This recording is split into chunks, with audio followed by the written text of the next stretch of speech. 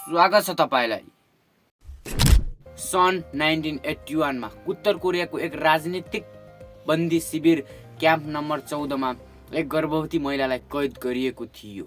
यही जेलभित्र उनले एउटा छोरा जन्माइन् जसको नाम राखियो सिन डोङ युक। सिनको बाल्यकाल जेलमै बित्यो। उसको जीवन अत्यन्तै दर्दनाक थियो। खानाका लागि उसलाई केवल मकैको झोल दलिया मात्र दिइन्थ्यो। जिउँदो रहन ऊ घाँस र मुसा समेत खान बाध्य हुन्थ्यो। त्यो क्याम्पमा करिब 20,000 कैदी थिए र नियमहरू धेरै कठोर थिए। भाग्ने प्रयास गरेमा सिधै गोली हानिन्थ्यो। कसैले भाग्ने योजना बनाएको सुनेर पनि रिपोर्ट नगरेमा त्यसलाई गोली हानी मृत्युदण्ड दिइन्थ्यो। जब सिन 13 वर्षको भयो उसले आफ्नी आमा र भाइ भाग्ने योजना बनाइरहेको सुनेको थियो।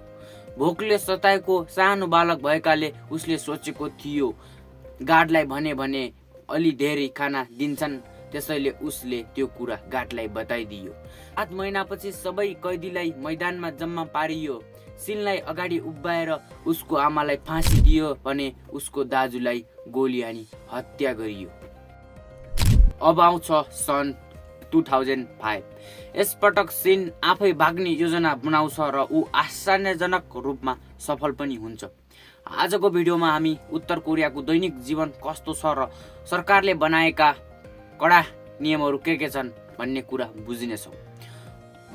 उत्तर कोरियाका केही डरलाग्दा नियमहरू। नेताको फोटो अनिवार्य। उत्तर कोरियामा हरेक घरको भित्तामा नेताको फोटो सबैभन्दा माथिल्लो स्थानमा राख्नै पर्छ। त्यो फोटो सफा नभए धुलो लाग्यो वा अलिकति पनि फुटेमा सजाय दिइन्छ। पालना नगरेमा मृत्युदण्ड समेत दिन सकिन्छ।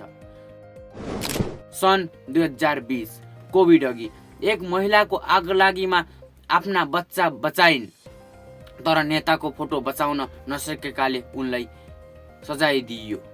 गलत बडी ल्याङ्ग्वेज मृत्यु। सन् 2025 मा किम जोङ उनको मिटिङमा एक अधिकारी निधाए।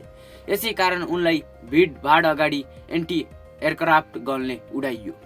नेताको नक्कल गर्न मनाही।